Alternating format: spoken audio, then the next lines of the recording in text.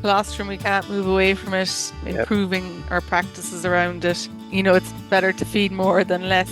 Calves are an investment. They should be seen as one and not as a cost.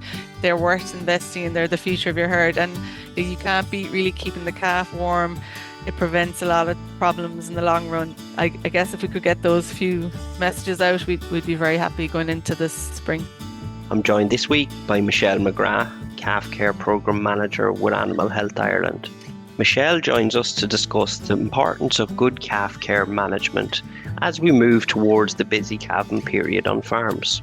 Michelle highlights best practice regarding colostrum management, calf rearing, and weaning, while also outlining what farmers can learn from the current Teagasc Animal Health Ireland calf care events, which are happening across the country. I started by asking Michelle why getting the management around the newborn calf is so important for Irish dairy farmers. It's been shown, I guess, that what happens in the first few weeks of the calf's life, or hours even, has a huge impact on their future. And so that's why we really try and get things off to a good start.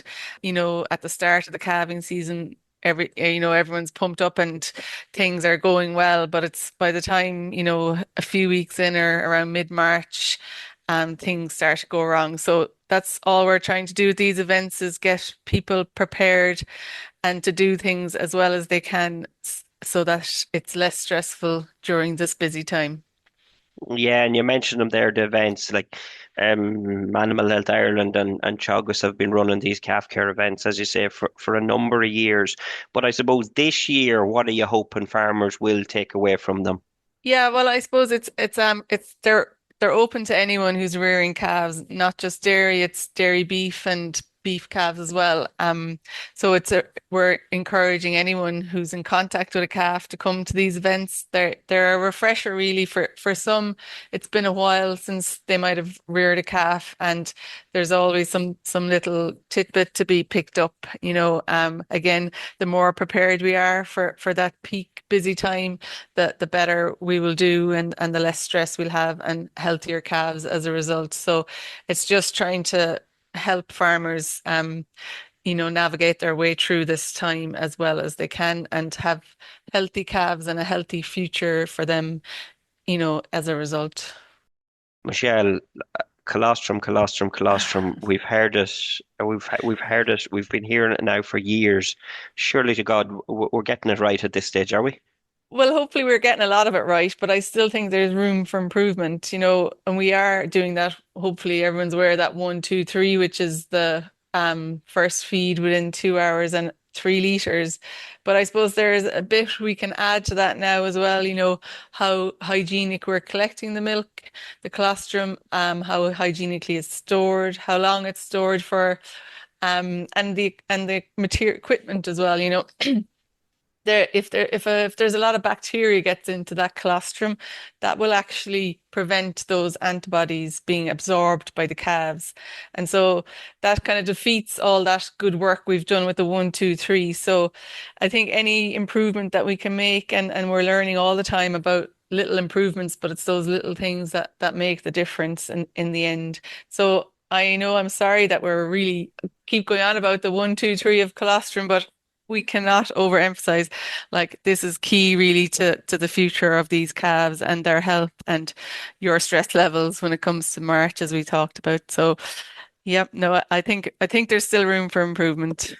Walk me through best practice when it comes to colostrum and colostrum Well, management. yeah, and like it's easy for me to talk about 1, 2, 3 and feeding calves in the middle of the night. I know it's not easy and nobody really wants to do it or milk the cow, especially, but like I think it helps when if you are doing it to have in the back of your head that these, this works and it is that these are the future. So, and it's like if they get a good start, they're less likely to get sick. So the 1, 2, 3 is that like at least, and then it comes down to so as the longer the cow is after calving before you milk her, up to after 6 hours, that quality of the colostrum won't be as good as it was initially because she's starting to come into milk. And so you just need to give more basically. It's still okay, but you need to give a higher amount. So um The other thing is why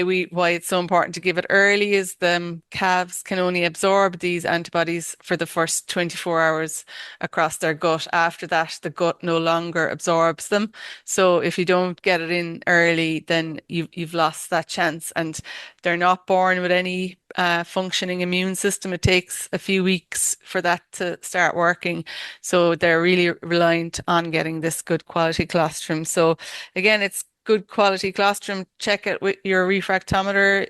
They're easy enough to buy online. It's just to put a drop of the colostrum on the little glass slide and look up to the light. And it should be, we used to talk about over 22 grams on that. There's a blue line comes up on that. But even up, they're talking now that over 25, you should be aiming for. Um, so yeah, I suppose important to test it. Freeze some when you have extra, just for those, sudden or calves that are born, the mothers have no milk, or unexpected ones. And it's always a reassurance to have your a store in your freezer. It lasts for up to a year. If you are not freezing it, you should once it's collected and refrigerate, it can last in the fridge for up to 48 hours. But after that, it's no longer of the quality that's needed for a newborn calf. Um, like they're on about 3 liters. We often get asked, should it be stomach tubed or bottle fed? There's Hmm. no harm in stomach tubing colostrum, but I have found myself that it's easier to get them to drink afterwards if you bottle feed them. But I know that takes a lot of time, so it depends on your own system.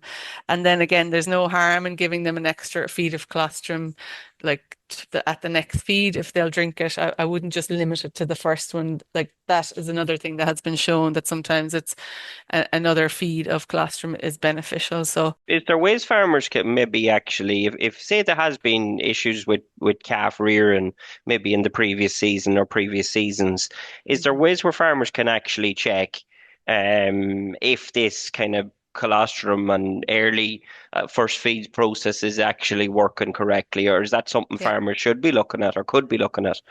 Yeah, that's a good point. There is, so the colostrum takes about 24 hours to be absorbed into the blood. So you can get how you check if it's being absorbed. You take a blood sample from the calves once they're over 24 hours, but under up a week or 10 days. That's regularly done on farms, even just to check that the protocols are working properly, or if Hmm. it's more often done where there's a problem with calves. That's the first kind of step a vet would do, would be to take a collection of blood samples from, say, even 10 calves between day one and day 8, maybe, just to see kind of the passive transfer of the colostrum. Will be a good indication for that. Yeah. Maybe the transition milk period, what's kind of best practice there with that regard? Yeah, and I suppose this is a tricky one, really. Like milk obviously is the best there is. It's the natural way, but it comes down to the herds. If you have a Johne's problem, then you're better off not to feed transition milk. But having said that, if there isn't a Johne's problem, um, it's recommended to feed it for up to 5 days, really. It does have a local positive effect in the gut of boosting the immune system of the gut. But then having said that as well, if you're putting them onto a feeder with milk replacer, that mightn't work in every system. But in an ideal Hmm. world, if you could feed them up to 5 days transition milk, it's beneficial for them. I suppose once calves get past that colostrum, and I've seen maybe from the information at the events, there's a big emphasis there on feeding for growth in that milk feeding phase, and how do they make sure, I suppose, that they do hit those targets? Yeah, I suppose it's the most efficient time in the animal's life when they convert milk or feed to growth. So that's kind of why there's a big push, and it has been shown that there's value in it. And later life calves that are fed better, younger, they do better. they calve younger, they milk more. So that's kind of why we're trying not to miss that key. And I know it's again, I'm conscious of adding jobs to farmers already, long list of jobs, but if you could get an idea of their weight at birth, there are like weigh bands are pretty accurate if you measure around behind their front legs to get an idea of what they are at birth, and then maybe even once during the rearing period, and then you'll have an idea of how they're doing. But yeah, like we do ask a lot of calves to have doubled their birth weight by 8 weeks.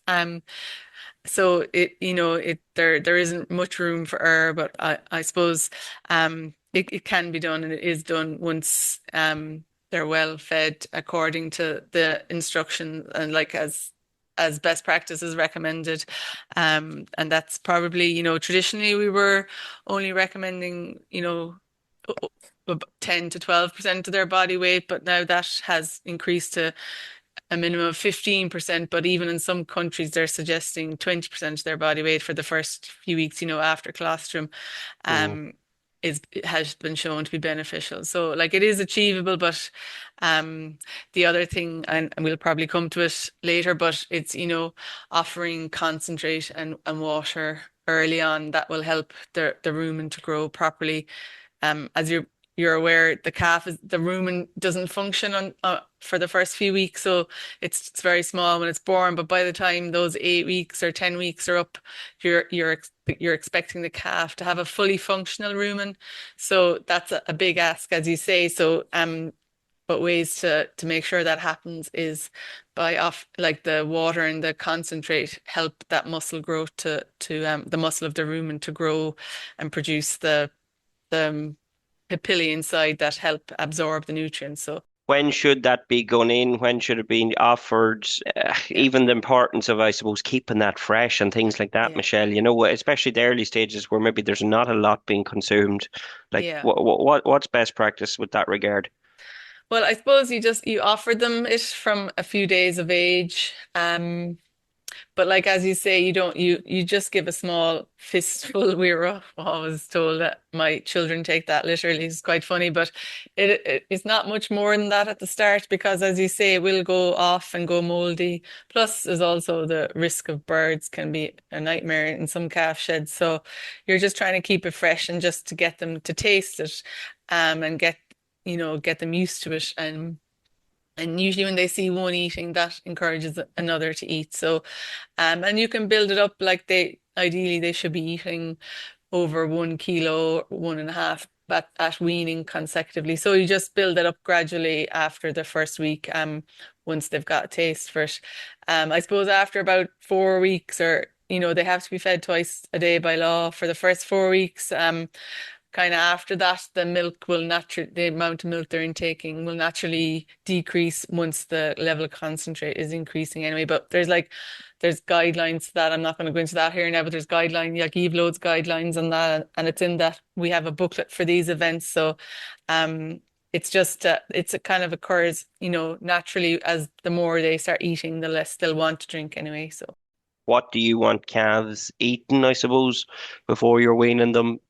Just so farmers have kind of a Yeah. clear message on that one. And I suppose why is that it's on intake rather than age?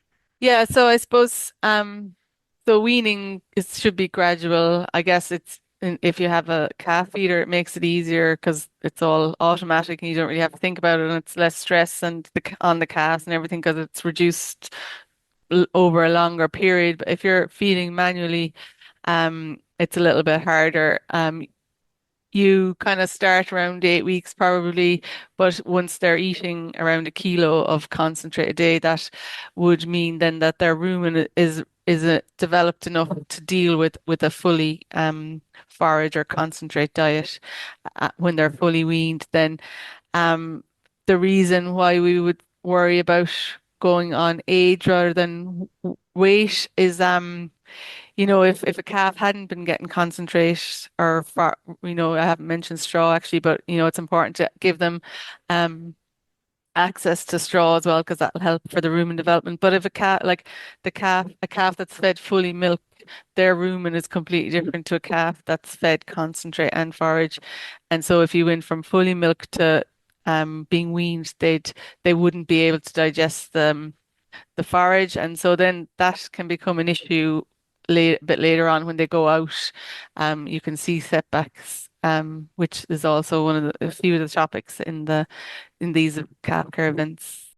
Conditions like bloat, summer Yeah. scour syndrome are discussed at the events, and I suppose what do these issues tell us about the importance of gut development? Like, they're probably things that we hear a little bit more about, Michelle, maybe over the Yeah. last number of years. And if farmers are having an issue, is it going back to some of those things that you're after speaking about there in terms of rumen development, Yeah. and making sure that we're getting that piece right? Yeah, well, I suppose summer scour, it's a kind of a new enough disease, and it's kind of like we ask at all the events if farmers have experienced it, and some seem to and some don't. But really, it's a kind of a multifactorial condition. It's basically happens during the first grazing season in dairy calves only, not suckler calves. It doesn't happen in, but it's when other diseases that cause scour have been ruled out. So it's kind of a process of elimination. But so that's kind of the first thing, I suppose, to make sure that you have the right diagnosis with that. But so there's still a lot of work being done on what causes summer scour. But it does seem to be linked to inadequate rumen development. So that's where the whole um, importance of proper weaning comes in. It has been shown in to be more common in calves that weren't weaned properly, and then they were put out to grass, and so they just weren't able to digest that grass. The rumen wasn't developed enough. So that's where that links up. And then with abomasal bloat is the bloat we're kind of talking about in this series. It's sporadic, but it tends to happen in the first few weeks of the calf's life. And again, it's there's a lot of unknowns with this, but there are risk factors which have been identified.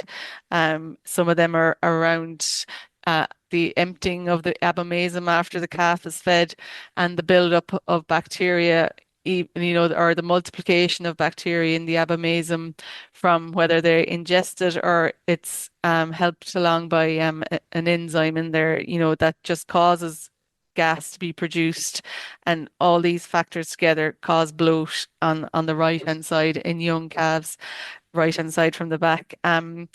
But so there are, as I said, there are risk factors that can be managed for this, and that goes back to ensuring good colostrum practices, consistency of feeding, feeding them at the same time every day, at the same temperature, milk or milk replacer, and the same if you are using milk replacer, that it's the same concentration of powder that's used, because any variation in any of those factors, increase the risk of that bloat. Hygiene as well on in the calf buckets or feeders are really important, because they're a source of bacteria that can encourage bloat. As I say, there's a few things still unknown about it, but it can be rapid and critical for anyone who's experienced it. But I suppose it's just if you are having issues on those, not to. It rarely happens once. There's usually a number of cases. So to get it investigated early, I would say, before it becomes a huge problem on the farm. Maybe the final piece I want to touch on is the whole area maybe of fresh air, ventilation, housing. I know you speak about preventing pneumonia at the events, but does it some of it boil down to what we mentioned there? You mentioned straw earlier, but Mhm. like how important is space? How important is ample amounts of straw? Ensuring that there's, I suppose, the right amount of calves, that there's enough ventilation. Maybe take me through some pointers for farmers on those points. Okay, so I suppose like housing has a huge role to play in calves' life. It's, you know, the first year of life, pneumonia is the most common disease in calves or weanlings. So, but kind of the key things to look at in a shed are, as you mentioned, straw and having a dry bed. calves spend a lot of their time, most of their time lying down. So it's the environment at that level is key to look at when you go into a shed. A lot of sheds now are big open sheds and hard to keep warm, but if you can keep the calf warm at their level, that's a long way to going to prevent problems. When a calf gets cold, they get stressed and then they're more likely to get disease. So it's just so we can't overemphasize the importance of keeping the calf warm and dry, especially in their first few weeks of life, because they're not able to produce heat, so they're dependent on the environment they're living in. Drafts, I guess, are huge. Even again at their level and up to about 6 feet. I wouldn't worry so much above that if there's a draft up higher. That it's just what they're being exposed to. Um, and I guess in calf sheds, it's hard we're kind of relying on air, the wind outside to move air through a calf shed because in older cattle, they're able to push air up to the top of the shed, but that doesn't happen in calves because as I said, they're not producing heat. So the only way air will move will be from if it's a windy day. So and then the position of the shed is important, but obviously you can't change that. So, if you've had an issue with pneumonia in your shed, there are a lot of people now put in those tubes where they're bringing in air, fresh air from outside, and it's blowing through the shed at certain times, and it's like they're designed for particular sheds. There's not one size fits all, but it's important to get that is an option if you have a shed that isn't working properly. But drafts, I'd say, are huge. A dry bed, cleaning it out regularly, even before the season starts. You should have power washed. There's probably still a little bit of time, if you're Mm. not going to be using it for a couple of weeks to power wash it and disinfect it. Um, moisture is huge in a shed. Try and keep it as dry as you can. Avoid, you know, volume washing the front of the pins. Just scrape it because all that moisture is the bacteria and bugs and that need moisture to multiply. So the drier you can keep it, the better. And like it's difficult to design a perfect calf shed, and we've seen a few now recently, and they're pretty new, but they've all had little tweaks done to them post their design. So I guess Mm. drainage is huge actually if you are designing a shed. The slope of the floor it should be 1 in 20, but it's important to just again it comes back to keeping the bed dry. So that I think they're the The key. movement of calves then as well, Michelle. Are we say yeah, yeah, are we saying calf goes to his pen? Hmm. Ultimately, that's where you would like that calf to stay. Reducing the amount of movements, I think, Yeah, is a key point, isn't it? it is. Yeah. Reducing the movement and mixing calves as well. The less mixing, the less stress. But again, saying that like every system, everyone has their own little system on their farm, but ideally you would move as little as possible and mix as little as possible.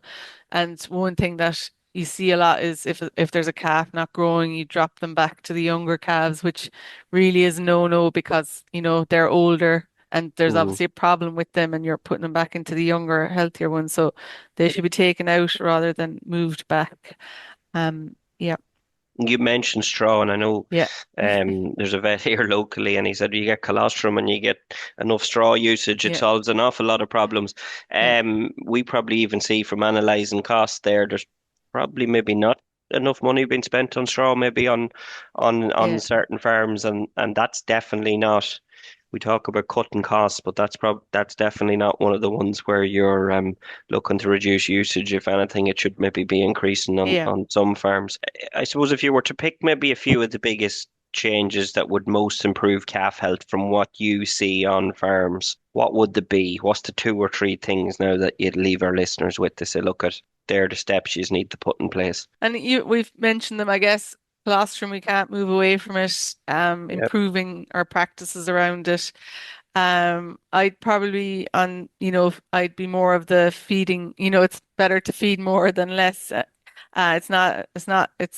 has shown, it shows its value in the lot. Calves are an investment. They should be seen as one and not as a cost. They're worth investing in. They're the future of your herd. And, you've said it there yourself about straw. You can't beat really keeping the calf warm. It prevents a lot of problems in the long run. So I guess if we could get those few messages out, we'd be very happy going into this spring. Finally, Michelle, I suppose, where can farmers maybe find out? There's still a number of these events to happen. We Yeah, mentioned it there a couple of times. There's booklets and there's yeah, information that go with the events. I suppose, where can they reach out to find out about those yeah. events and even look for maybe some more advice on the topics discussed? Yeah, so the events are being promoted by Agriland, Journal, social media, Teagasc, AHI, all the co-ops and meat processors involved are all promoting them on social media. Um, our website has the booklet as well, and loads of other calf resources actually, which are longer, which you might need more time to read. But there's a lot of information there, which if you are having issues, I'd encourage people to look at. We've also just developed a new pocket size blueprint for the first year of the calf's life as well, and so that's available now as well. It's more of a quick stop if you have a quick question. It summarizes the key messages for that first year of life and directs you towards the longer resources then. So Thanks very much, Michelle. I want to thank yourself, Michelle, for taking the time to join us. And look at if you can get out to one of those events in your local area, folks, it'll be well worthwhile. And also, I suppose I just want to wish our listeners the very best of luck as they head into the calving period. So, thanks again, Michelle, for your time. thanks, James. That's it for this week's episode of the Dairy Edge podcast. My thanks to Michelle McGrath for joining me on this week's show. Don't forget to rate, review, and subscribe to the podcast. You can listen on Apple, Spotify, or wherever you get your podcasts. For more information, go to Teagasc's website at teagasc.ie. I'm James Dunne, and join us next time for your Dairy Edge.